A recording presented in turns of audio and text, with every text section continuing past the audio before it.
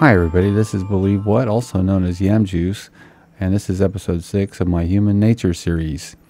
This is a gameplay on the PlayStation 3 on firing range. I ended up going 25-4, but as usual, this is not about the gameplay.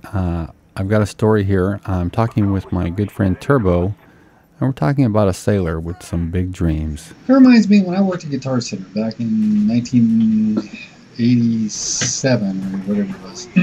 Okay, heavy metal was still pretty big in those days. And, Guitar Center is the place to go to buy, gear, especially in those days. There was hardly any Guitar Centers, nowhere near as many as there are nowadays. But we had one in Oakland, and I worked there in the accessory department. And there's this one kid, I call him a kid, he was in the Navy. I mean, he was young, And he came in, and he wanted, we had only a couple of really super expensive brands of guitars. One of those brands was Jackson. Okay, I think nowadays Jackson is probably sold out. It's one of those hoard out names. But at one time it meant that it was made in Southern California. Meticulous craftsmanship, and it was played by all the top heavy metal guys. And they made them in wild custom colors, and they were made for shredding. These were heavy metal guitars, pure heavy metal machines. Randy Rhoads kind of shit.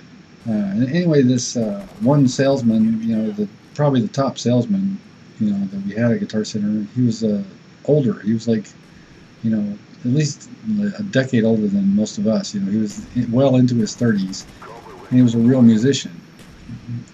He could play like a motherfucker. In fact, he was in the Sly Stone band. And I one time helped him move something in his apartment, and he had a really, really bare apartment, hardly any furnishings or anything in there, except he had all these gold records in frames leaning against the wall.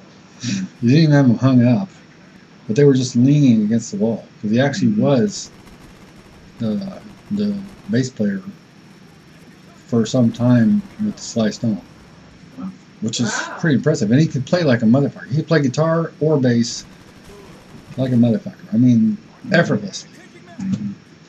But he was also a really good salesman. Anyway, he got this one kid from the Navy, and he probably stationed in Alameda or something, and he wanted to look at the Jacksons, and he settled on this one. It was this crazy kind of metallic light pink, very eye-catching. It had like this, shark fin inlays on the headstock, the position markers, and it was just this really radical guitar. I think it was like $2,700. This is back in 1987. Wow. This was expensive. And he decided he had to have it. He put it on label. Okay. Well, first of all, when you buy a guitar at Guitar Center, you're going to try it out. So you're going to plug it in and do around on it. Well, this guy did that. Let me guess, it was immediately apparent he didn't know how to play at all, right? He was just about as bad as they get.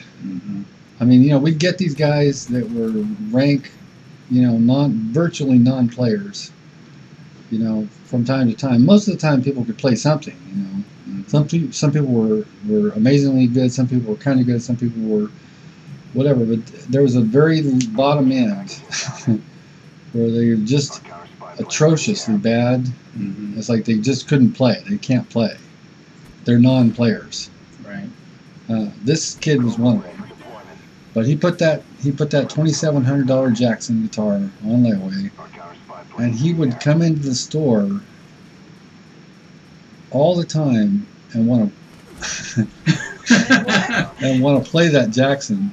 He wanted to dick around with it and put a little bit more money on it. That was kind of how he could wheedle his, because ordinarily, if all he wanted to do was just play with it, it's like, oh, sorry, I mean, just like, let's just let it sit there. But he would put more money on it.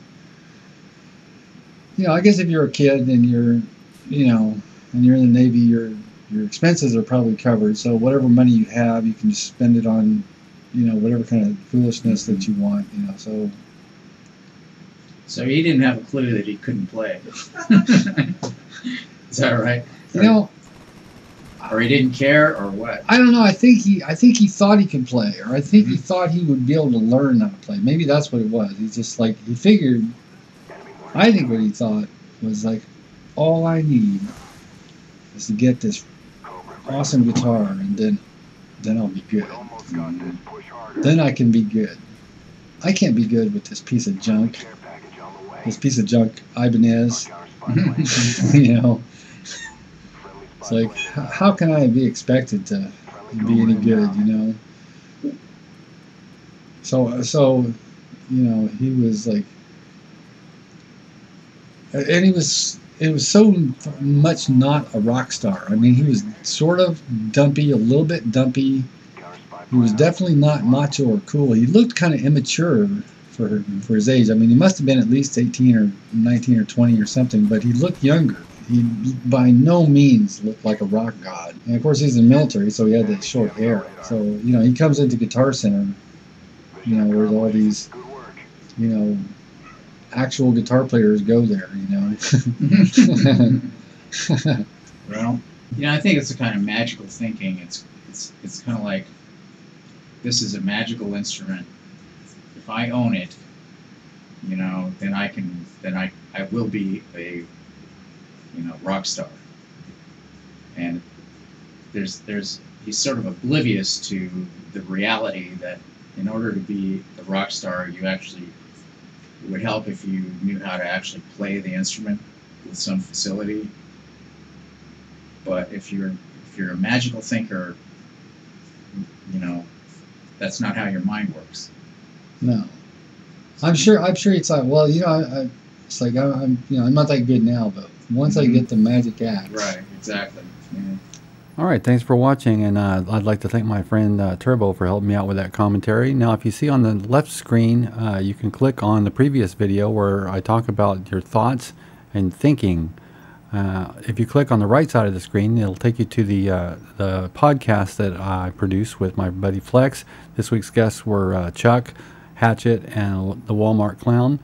And if you could, please click the subscribe button. That way you won't have to miss any episodes. Thanks for watching.